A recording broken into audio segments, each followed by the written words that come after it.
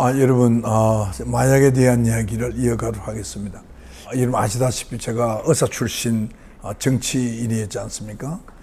그래서 이 마약이 정말 우리나라에 정말 암으로서 또 독버섯처럼 커나가고 또 번져가는 것을 보면서 너무나 걱정이 되어서 지금 추석 주간인 이번 주에 제가 마약에 대한 이야기를 하고 있습니다. 저는 오늘 이 방송을 통해서 우리 국민들이 정말 양식 있는 국민들이 우리 특히 젊은이들이 마약에 더 이상 중독되지 않도록 그 접근 자체를 아예 막는 그러한 많은 노력을 해주시기를 바라고 있습니다. 서울중앙지검의 강력범죄조사부의 김희연 검사께서는 이렇게 말씀했습니다. 서울의 경우에 마약을 사겠다고 마음만 먹으면 1시간 이내에 마약을 손에 들 수 있는 시스템이 완성되어 있다. 그래서 굉장히 우리 서울은 위험한 수위에 와 있다. 그렇게 말씀을 했습니다. 또 코메디, 그러니까 코리아 메디컬, 그 코메디닷컴의 권순일 기자의 그 기사를 읽어보면은 최근에 미국에 수백만 명의 미국 사람들이 마약 중독과 알코올 중독에 빠져 있다. 그리고 이들의 경우에 그 가족이나 친구들이 그 엄청나게 많은 수천 명이 많은 어려움을 겪고 있다. 이렇게 조사 결과가 나왔다고 보도를 한 바가 있습니다. 그 미국의 카이저 가족재단 KFF라고 그러는데요. 이 카이저 가족재단의 성인 1,300명을 대상으로 해서 조사한 결과를 보면 조사 대상자의 3분의 2가 자기 자신이나 가족의 알코올이나 마약에 중독됐거나 과다 복용으로 집을 잃었거나 사망했다고 대답을 했다고 합니다. 우리나라도 지금 알코올에 대해서는 상당히 조금 관대한 편인데요. 저는 이 알코올도 지금같이 이렇게 내팽이 채워둬서는 안 된다. 소주를 좀 연하게 만들어서 한두 병 먹는 것은 별 인체에 문제가 없는 것처럼 생각하고 그 술을 들이키는 우리 젊은이들을 볼 때마다 저는 정말 가슴 아픕니다. 술이라는 것은 기호품으로서 조금씩 즐기는 정도로 해야 되지, 그것을 과음하거나 포금하거나 또 거의 매일 입에 대거나 하면 알코올 중독이 100% 오게 되어 있고요. 이 알코올 중독으로 인한 사회 병폐는 그것이 마약과 바로 또 연결될 수 있는 그런 부분이 있고요. 알코올 중독 자체도 본인은 물론이고 가족을 모두 파탄시키는 그러한 것이라는 것을 다시 한번 일깨워 드리고 싶습니다. 그 KFF에서 조사한 그 1,300명 대상의 조사에서 19%는 자기 자신이 마약이나 알코올에 중독되었거나 또는 약물 과다 복용 또는 그로 인해서 집을 잃어버렸다라고 했다고 합니다. 19%가요. 그리고 중독자의 46% 정도가 치료를 받고 있다고 합니다. 그래서 중독자가 미국의 경우에도 54%는 치료를 제대로 받고 있지 못하다는 얘기나 마찬가지입니다. 또 중독자의 경우에 그 가족의 76%는 가정이 완전히 파괴돼서 가족 관계가 깨어지고 또 70%가 정신건강에 손상이 와서 정신질환을 앓는 것으로 그렇게 나타났습니다. 미국에 제가 지인 중에서 미국에 사는 아주 영특했던, 어릴 때 아주 영특했던 친구가 UCLA를 다녔는데요. 거기서 친구를 잘못 만나가지고 마약을 접해가지고 자기 아버지가 의사였으니까 자기도 훌륭한 의사가 되겠다고 16살 때 제가 만났을 때는 저한테 그렇게 이야기를 했는데 어느 날 대학에 가서 친구를 잘못 만나서 마약에 중독이 돼가지고 결국은 40대 후반에 제대로 사람답게 살아보지도 못하고 40대 중반에 자살한 그런 예가 있고요. 또 제가 아는 지인 중에 한 사람도 그 자제가 마약에 중독이 되었는데 여러 번 잡혀가고 또 풀려 나오고 또 마약하지 않겠다고 또 치료도 받고 했습니다만 결국은 마약의 중독에서 벗어나지 못하고 40 초반에 사망한 그러한 경우를 제 지인에서 제가 경험을 했습니다. 정말 마약은 엄청나게 무서운 병이다 하는 생각을 하고요. 그 KFF의 그 여론조사 책임자가 중독과 마약 그리고 알코올의 문제는 어떤 하나의 독립된 고립된 사건이 아니라 이것이 서로 연관되어 있어서 거의 이 대다수의 미국 가정에 나쁜 영향을 끼치고 있다 이렇게 말을 했습니다. 또 중독자 파트너십의 그 수석 연구인인 로비 오스타는 2022년에 11만 명이 과다 복용으로 사망한 것으로 추정되고 있다. 그러니까 그 마약을 과다 복용해서 이제 1년 동안에 11만 명이 죽었다.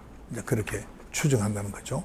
그리고 2021년에는 약 4,600만 명이 엄청난 양이죠. 4,600만 명이 넘는 사람이 약물 사용으로 인한 장애를 가지고 있는 상황에서 그 가족에 대한 영향 그리고 정신건강 중독 위기에 대해서 걱정하는 것은 피할 수 없는 현상이다. 이렇게 얘기를 하더라는 겁니다. 그만큼 미국 사회에서도 지금 이 알코올 중독 그리고 마약 중독, 마약 다량 복용 이런 것이 엄청난 사회적 문제가 되고 있습니다. 결국은 우리가 지금 진통제 같은 것을 많이 먹고 있는데요. 진통제에도 마약성 진통제가 있거든요. 마약성 진통제를 과다 복용하는 것이 과다 사용하는 것이 마약 중독을 만연하게 하는 원인이다. 중요한 원인이다 라고 이야기했는데요. 지금 우리나라도 이와 같은 현상이 나타나고 있어서 제가 굉장히 걱정스럽다 이 말씀을 드립니다. 또 미국과 같은 그 외국에서 마약의 그 공급을 아주 손쉽게 받을 수 있었어요. 예전보다는 또 그 중독성도 굉장히 강한 그런 마약이 많이 개발된 것 같습니다. 우리나라 경우에도 14살 되는 어린아이가 텔레그램 마약방을 통해서 이런 게 있는 모양입니다. 그 텔레그램 마약방을 통해서 일반인들끼리 그 익명으로 쉽게 마약을 구매할 수 있다. 그리고 14살이라는 미성년자도 그렇게 가능하다. 그렇게 얘기를 하고 있고요. 일반인 사이에서도 마약 유통이 굉장히 활발하게 되었다. 이렇게 얘기를 하고 있습니다. 정말 무서운 일이 아닐 수가 없습니다. 당장 우리 눈앞에는 없는 것 같아도 곳곳에 일어나고 있고요. 요즘 묻지마 칼부림 같은 그런 사건 때문에 이제 많은 사람들이 혼자서 등산을 가거나 혼자서 길을 가거나 어두운 길을 가는 경우에 굉장히 두려움을 느끼지 않습니까? 저는 이런 것들이 이런 마약의 중독과 다 연관이 있다고 생각을 하는 사람이기 때문에 더 이상 방치해서는 안 되고요. 얼마 전에 저희 병원에도 밤에 환자가 들어왔어요. 이제 병실에는 그 카드 없이는 들어갈 수 없는 시스템을 만들어 놨기 때문에 병실에는 못 들어가고 엘리베이터를 타고 오르락내리락 하면서 그 엘리베이터를 파손한 그런 경우가 있었습니다. 이 알코올이나 마약의 중독자로 인한 앞으로 사회적인 범죄 행위는 아주 다양하게 많이 일어날 것으로 추측이 됩니다. 그 검찰청의 마약류의 그 범죄 백서를 보면 마약 사범 적발의 추이가 2010년에 9,732명에서 2020년, 그 10년 만에 18,050명으로 약 2배가량 늘어났다고 되어 있습니다. 실제로는 제가 봐서는 이거보다 더 많을 수가 있습니다. 2020년에 근거된 미성년자 마약 사범이 역대 최고인데 전문가들은 인터넷이나 SNS를 통해서 비대면 마약 거래가 상당히 증가된 것이 가장 큰 원인이 아니겠느냐, 이렇게 보고 있다고 합니다.